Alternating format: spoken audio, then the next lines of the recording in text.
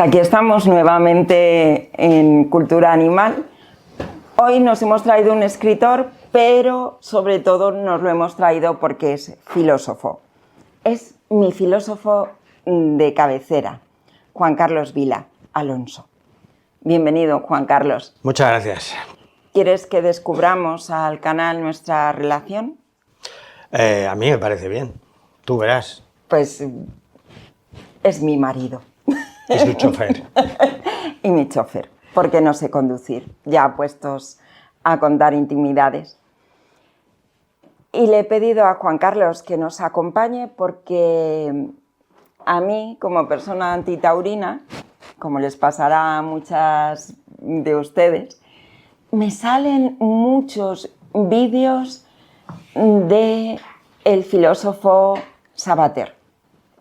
Y me molesta muchísimo porque dentro del ámbito taurino, por ser filósofo, nos dicen, es que este señor, que sabe mucho, que sabe de pensar y de razonar, nos está diciendo que los animales en general y el toro en particular no pueden tener derechos y además que su vida es buena, que por qué nos quejamos tanto. Así que he pedido que un filósofo, que también sabe mucho, que también piensa y razona, nos explique por qué Sabater está equivocado. Bueno, yo no sé si puedo decir que está equivocado en ese sentido. O sea, porque, claro, alguien puede decir, no, es que es lo que opina o es lo que tiene fundamentado él. Fernando Sabater lleva mucho tiempo pensando de una forma un poco dislatada. Siempre ha expresado sus opiniones de una forma muy llamativa para que llamen la atención sobre lo que está diciendo y en realidad sus fundamentaciones muchas veces son bastante escasas. Tiene mucha fama porque ha escrito algún que otro libro, que ha publicado grandes editoriales y que han vendido enorme cantidad de libros, o sea, de ejemplares, pero la verdad es que yo le llevo siguiendo desde que tengo uso de razón filosófica y a mí personalmente no me dice nada y su ética es una ética muy utilitarista, muy de la ilustración, muy racional, que no va conmigo. Entonces, ¿a ti te podemos considerar simplemente otra corriente de pensamiento o tienes fundamentado el ser antitaurino? Claro, a ver, dentro de... Yo no me encuentro dentro del lo que se podría llamar el movimiento animalista o el antiespecismo, tengo algunas diferencias, pero sí tengo una idea muy clara de cómo debe de considerarse a la persona. Y esto tiene y trae bastantes consecuencias porque la persona humana, que somos nosotros, nosotras... ¿Este tipo de primates? Sí, estos primates racionales, Homo sapiens sapiens, dicen, no tenemos, digamos, una imagen de nuestro entorno, no tenemos una clara idea de lo que es el mundo en el que vivimos. Nos hemos centrado en nosotros mismos. Solo en algunos casos hemos conseguido salirnos de nosotros, curiosamente para aquellas cosas que le interesan a la estrella dorada de la ilustración, del mundo moderno, que es el sistema capitalista. Y la estrella dorada del capitalismo es la persona jurídica, que es una herramienta que el mundo de la empresa y el mundo del derecho tuvieron que inventarse para poder darle derechos a entidades que no eran personas, que eran constructos para comerciar y permitir que pudieran ser juzgadas o no, o tener unos derechos. Por lo tanto, derechos y deberes. Pero claro, nos inventamos esa persona jurídica, que es una construcción que no tiene o no conlleva ningún tipo de dignidad, que es lo que entendemos normalmente que es lo que conlleva el ser persona. En cambio, no hemos sido capaces, con nuestro medio natural, con todo lo que nos rodea, con el lugar donde vivimos, el oikos, pues nos hemos olvidado de él, no le hemos dotado de ningún tipo de personalidad. Por eso ha surgido, entiendo, entre otras cosas porque Peter Singer pues, lo sacó en Ética Animal y demás, el tema pues, no solamente de hablar de especismo, sino la persona no humana. La persona no humana como constructo es muy útil, ¿no? O debería ser muy útil, porque nos permitiría otorgar, estoy hablando desde un punto de vista muy utilitarista, como es el caso de Peter Singer, que no se desvía mucho del de Sabater, porque Sabater es un moderno, ilustrado, racionalista cartesiano, y Peter Singer pues se nos fue un poco más por la vía de Bentham, que es un utilitarista y que basa la ética en la utilidad que tenga o no lo que se vaya a hacer.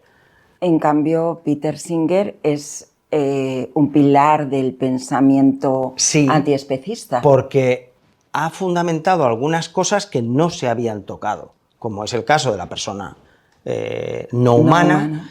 El término especismo y por tanto el antiespecismo, pero basándose en una idea muy funcional, muy de lo útil, que es el sentir. Si un determinado ser siente, entonces ya tiene unos derechos en principio, ¿no? Que le darían la posibilidad de ser una persona no humana. A mí me parece débil como sustento, sobre todo porque es muy útil, ¿no? Es porque es funcional, y Peter Singer hace diferencias entre los animales domésticos, los animales de granja, los animales salvajes, los niveles de sentimiento, dependiendo qué gradación, ¿no? Los primates tienen como más derechos que otros porque se parecen más. Pero no es por ahí por donde ha evolucionado el antiespecismo. No, claro, no ha evolucionado por ahí, afortunadamente. Afortunadamente la línea se ha dirigido más por la parte de la persona no humana a la hora de intentar darle unos derechos, y la gran crítica que viene por parte de otros sectores de la filosofía es que no pueden tener derechos ya que no pueden tener deberes. Sí, eso es lo que yo le he escuchado a Sabater. Claro. Que es los animales, al no poder tener deberes, no tienen derechos. Sin embargo, yo tengo un libro de cabecera, que es Los animales son parte de la clase trabajadora, donde se habla de juicios a animales, que estaba contemplado en el sistema jurídico. Recuerdo el caso de un cerdo que se comió las plantas del huerto de un vecino. Claro, pero eso es por derivación, porque es propiedad, es una cosa. Sí, pero no juzgaron al dueño, no juzgaron al cerdo. Al cerdo, sí, pero me estás hablando del sistema probablemente anglosajón. Anglosajón, claro, sí. Sí, que funciona diferente al nuestro, pero aquí eso no se daría nunca. Juzgarían al dueño. Pero el animal es una cosa, es un bien. Y porque como sí, pero no tiene... es un bien con capacidad de obrar. Claro, pero el que obre es porque es un ser animado y por lo tanto actúa. pero no va más allá. Pero le achacan la responsabilidad de haber traspasado la valla. Pero en realidad, porque el sistema jurídico anglosajón lo que está haciendo es juzgar la mala atención de su propietario. Pero el que va a pagar es el cerdo, sí. Claro. Pero no con su vida. No pagó con su vida, quiero decir, en este caso. Pero la cuestión de que los derechos sean determinados por quién. Se supone que la persona, para al menos la corriente de la filosofía en donde yo estoy, que precisamente se llama personalismo, pero personalismo comunitario, que tiene una visión de la persona en la que la dignidad le viene con el hecho de ser persona, es lo que no terminamos de reconocer en los animales, ¿no? Pero no solo en los animales, sino en nuestra comunidad, en nuestro entorno. Llámalo medio ambiente, llámalo como quieras, pero no conseguimos dotarlo de derechos. Al no considerarlo al menos como personas no humanas, esa personalidad jurídica no existe y por lo tanto pues podemos hacer lo que sea porque son propiedades que se venden, que se usan, que se... Sí, otro día te traigo y hablamos del PIB, porque es algo que también me conecta con los derechos medioambientales. Vale. Sí, porque cuanto más se deteriora el medio ambiente, más crece el PIB y eso a mí me estalla la cabeza. Claro, pero eso es culpa de las COP. Aunque las COP sean necesarias, las reuniones anuales de la COP 20, lo que sea, COP 30 este año ya, tienen la culpa. ¿Por qué? Pues porque han materializado una cosa que le han dado valor, que es las cuotas de CO2, de emisiones. Y entonces ahora se venden y se negocia con ellas en bolsa. Pues imagínate lo que hemos hecho con eso, ¿no? Vale, mis secciones suelen ser bastante apacibles. Sí. Y dulces, diría yo. Ya. Tú estás rompiéndome Sí, tú sonríes y yo no. Sí, pero eso es habitual en nuestra vida, en todo caso. El hecho del personalismo comunitario que tú estudias, ¿crees que puede derivar en un personalismo comunitario que tenga en cuenta toda la comunidad, incluyendo a personas no humanas? A ver, el personalismo comunitario bebe de muchas fuentes y una de ellas es el pensamiento, digamos, del cristianismo, ¿no? Y el cristianismo lo tiene muy claro. Yo, gracias al Papa Francisco, creo que quedó muy claro que somos un todo. La comunidad de vida de este planeta es un todo.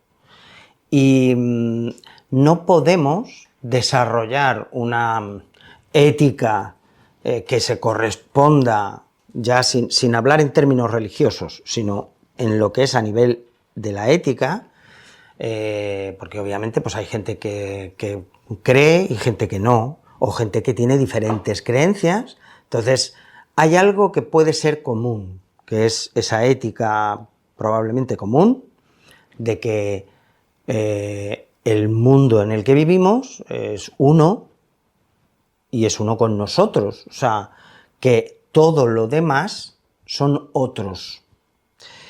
No son cosas, no son bienes, no son algo de lo que podamos abusar por un mal uso, ¿no? ¿Qué es lo que significa abusar? Entonces, que debemos y tenemos la obligación, ¿no?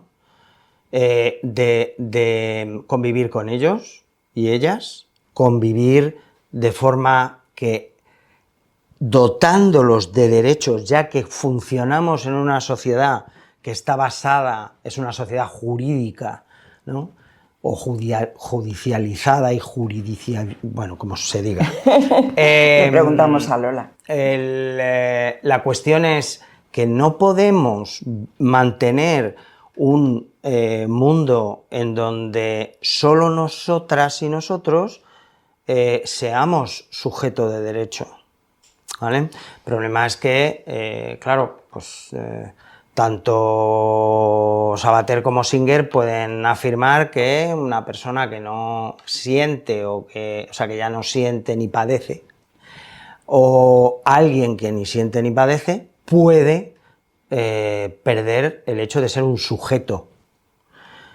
Y claro, pierde sus derechos, que es lo que le pasa a Sabater, es muy fácil. O sea, el toro ha tenido una vida excelente, ¿no? Porque lo hemos cuidado y tal, preparándolo para lo que es su fin, y lo que debería es estar orgulloso, que no sé cómo podría estar orgulloso si no tiene supuestamente una racionalidad o tal, ¿no? Ni una conciencia de ser que le permita entender qué está sucediendo. Sí, sobre todo de entendernos a nosotros. Entonces, eso no es una forma viable. La forma viable es muy distinta. De modo que en el análisis que hace Sabater, que a mí me duele doblemente, porque yo recuerdo una comparecencia en que decía que cualquier parado estaría encantado de cambiar su vida por la de un toro de lidia, sí. Lo que implica clasismo, sí. Porque él no decía que él estaría encantado de cambiar su vida por la de un toro de lidia. Claro, porque él es un intelectual, no es un parado, y además, bueno, él es más útil a la sociedad. Efectivamente. Y tiene más derecho a vivir. Es una conclusión lógica.